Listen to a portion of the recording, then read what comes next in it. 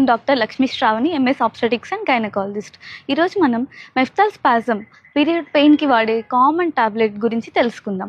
ఆ టాబ్లెట్ అసలు సేఫా, దానికి ఏమైనా సైడ్ ఎఫెక్ట్స్ ఉంటాయా, ఎంత డోస్ వరకు వాడవచ్చు అనే విషయాలు తెలుసుకుందాం. మెఫ్తాల్ స్పాజమ్ అనే టాబ్లెట్లో మెఫెనమిక్ యాసిడ్ అనే డ్రగ్ ఉంటుంది.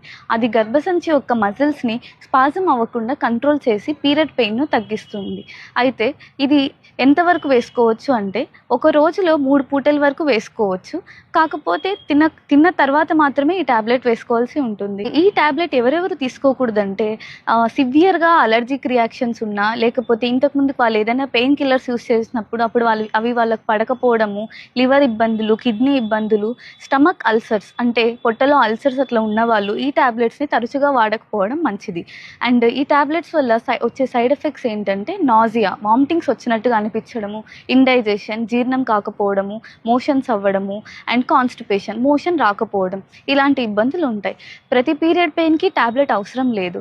అలా అని టాబ్లెట్ వేసుకున్నా కూడా పీరియడ్ పెయిన్ తగ్గట్లేదు, నొప్పి ఎక్కువ అవుతోంది, మీ డైలీ యాక్టివిటీస్ ఇంటర్ఫియర్ అవుతున్నాయంటే మీరు మీ గైనకాలజిస్ట్ని సంప్రదించాలి. థ్యాంక్